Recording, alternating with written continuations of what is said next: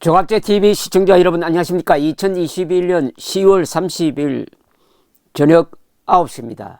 이어령 이화여대 명예석좌 교수가 쓴 고 노태우 전 대통령을 추모하는 조시 영전에 바치는 질경의 꽃 하나의 의미가 화제가 되고 있습니다. 읽어보니까 잔잔한 감동이 옵니다.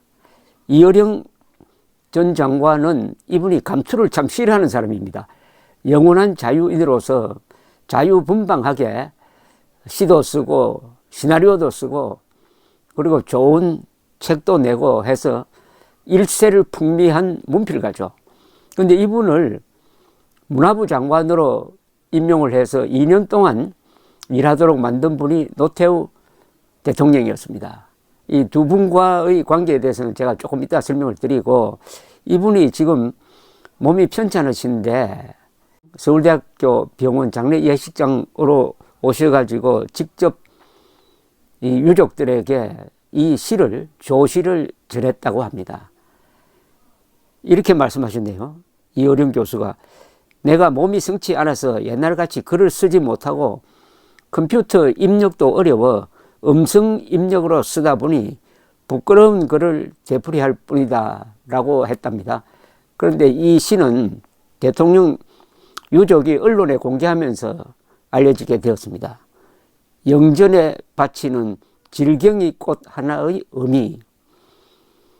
남들이 고인의 영전에 국화 한 송이 바칠 때에 용서하세요. 질경의 꽃 하나 캐다 올리겠나이다. 하필 마찻길 바퀴 자국 난 굳은 땅 골라서 뿌리 내리고 꽃 피운다 하여 차화, 자동차 할 때 그 차입니다. 꽃화자, 차화라고도 부르는 잡초입니다. 독재와 독선, 역사의 두 수레바퀴가 지나간 자국 밑에서 어렵게 피어난 질긴 질경의 꽃 모습을 그려봅니다. 남들이 서쪽으로 난 편하고 따뜻한 길 찾아다닐 때 북녘 차가운 바람 미끄러운 얼음 위에 오솔길 내시고, 남들이 색깔이 다른 차이를 치고 잔치상을 벌일 때 보통 사람과 함께 손잡고 가자고 살인문 여시고, 남들이 부국강병에 골몰하여 버려둔 황야에 새든 문화의 집 따로 한 채 만들어 세우시고, 이제 정상의 영욕을 역사의 길목에 묻고 가셨습니다. 어느 맑게 개인 날 망각에서 깨어난 질경의 꽃 하나. 남들이 모르는 참 용기의 뜻. 참아라, 용서하라, 기다리라. 낮은 음자리표 바람소리로 전하고 갈 것입니다. 요 시는 제가 한 번 더 읽어드려야 되겠습니다. 영전에 바치는 질경의 꽃 하나의 의미. 이어령. 남들이 고인의 영전에 국화 한 송이 바칠 때에 용서하세요. 질경의 꽃 하나 캐다 올리겠나이다. 하필 마찻길 바퀴 자국 난 굳은 땅 골라서 뿌리 내리고 꽃 피운다 하여 차화라고도 부르는 잡초입니다. 독재와 독선, 역사의 두 수레바퀴가 지나간 자국 밑에서 어렵게 피어난 질긴 질경의 꽃 모습을 그려봅니다.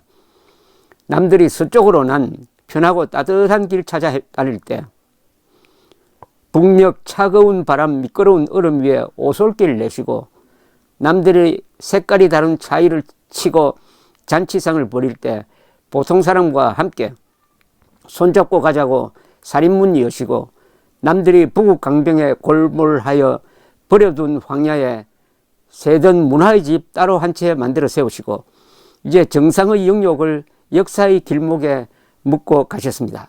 어느 맑게 개인 날 망각에서 깨어난 질경의 꽃 하나. 남들이 모르는 참 용기의 뜻. 참아라, 용서하라, 기다리라. 낮은 음자리표 바람소리로 전하고 갈 것입니다. 여기 질경의 꽃은 여기 설명이 다 되어 있습니다. 아주 마차가 다니는 그 굳어진 땅속을 헤치고 나오는 잡초입니다. 이 잡초를 노태우 대통령에게 비유를 하고, 동시에 노태우 대통령이 잡초 같은 서민들을 향한 따뜻한 마음을 가졌던 분이라는 것을 표현하고 있습니다. 여기 등장하는 참 용기는 노태우 대통령이 만든 말입니다. 물태우란 욕을 먹으면서 민주화의 과정을 그냥 물끄러미 지켜보면서 참았던 그 마음을 측근들에게 참아라, 용서하라, 기다려라. 그러면 민주주의가 된다. 민주주의는 인내가 필요하다. 이렇게 말했다는 것입니다. 참아라, 용서하라, 기다려라.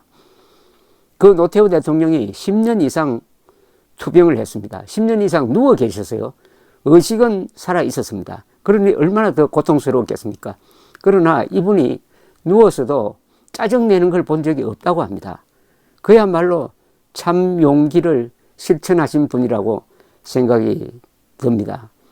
이어령 장관이 정말 좋은 시를 써서 한 시대를, 그리고 그 시대를 이끌었던 노 대통령의 진정한 용기와 이분의 따뜻한 마음을 잘 담았습니다. 노태우 대통령은 이 예술적 감수성이 매우 뛰어난 분입니다.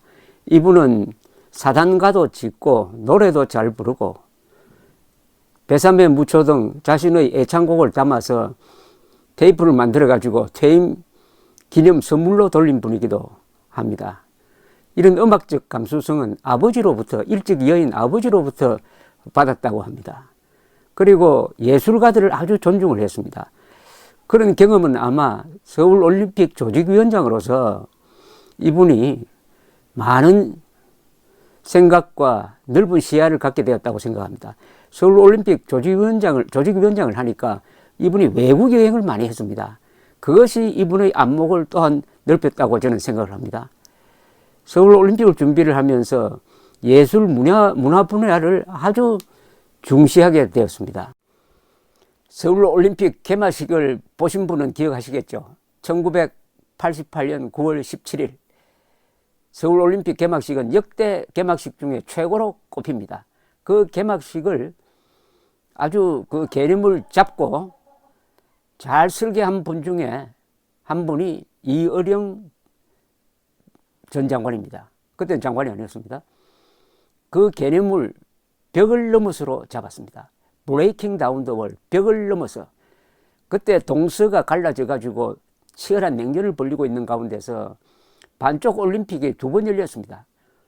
모스크바 올림픽, 로스앤젤레스 올림픽. 그러나 한국에서, 정말 분단 국가에서 하는 이 올림픽만은 반드시 세계가 하나가 되어야 되겠다 해서 벽을 넘어서 인종의, 이념의 벽을 넘어서 하나로 만들자 하는 위대한 메시지를 담은 데 결정적 역할을 한 사람이 이어령 장관입니다. 그리고 이 이어령 장관을 알아주신 분이 노태우 조직위원장, 그리고 박세직 장군이 저에게 한 이야기가 있습니다. 이 올림픽을 준비하면서 가장 중점으로 보았던 것이 개막식이라고 했습니다. 올림픽 개막식이 바로 한국을 보여줄 수 있는 절호의 기회다. 그 시청률이 얼마나 높으냐. 개막식에 성공하면은 올림픽 70%는 성공한다. 근데 그 개막식의 테마를 벽을 넘어서로 잡은 사람이 바로 이어령 장관이고, 거기에 맞춰가지고 만든 노래가 코리아나 그룹이 불렀던 손에 손잡고 벽을 넘어서죠. 브레이킹 다운 더 월. 놀라운 통찰력과 예언력을 가진 노래입니다. 이 노래는 1988년 벽을 넘어서 서울올림픽이 성공하고, 서울올림픽의 성공이 동구 공산권 붕괴의 한 계기가 되었고, 1989년 11월 9일 베를린 장벽이 무너졌습니다. 바로 그 베를린 장벽을 무너뜨린 동서독의 젊은 사람들이 그 현장에서 불렀던 노래가 브레이킹 다운 더 월, hand in hand, 손에 손잡고 였습니다. 그리고 서울올림픽 개막식은 군사문화와, 우리가 자랑하는 군사문화와 우리가 자랑하는 문민문화가 합쳐진 겁니다. 거기서 1000명 이상이 태권도를 하는 그런 모습도 있었고, 굴렁쇠도 나오고, 거대한 북을 가지고 웅장하게 소리를 내고 하는, 그게 다 한 덩어리가 되었는데, 이것은 문민문화와 군사문화가 합작한 겁니다. 문민문화를 대표하는 분이 이어령 장관, 그리고 군사문화를 대표하는 분이 박세직, 노태우, 전두환 이런 분이죠. 1988년 9월 17일은 저의 생애에서 가장 감동적이고 가장 멋진 날이었습니다.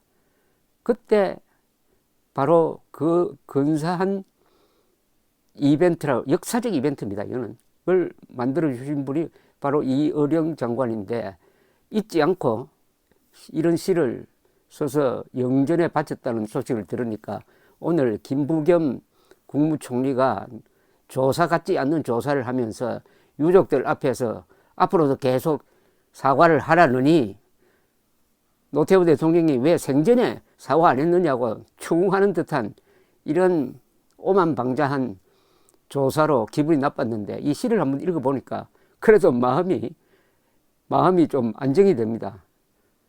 이 예술은 이렇게 영혼을 구제하는 위대한 힘을 갖고 있습니다. 거듭 서울올림픽을 성공시킨 전두환 대통령, 노태우 대통령, 박세직 조직위원장, 이어령 선생 같은 분들께 감사를 표하지 않을 수가 없습니다. 감사합니다.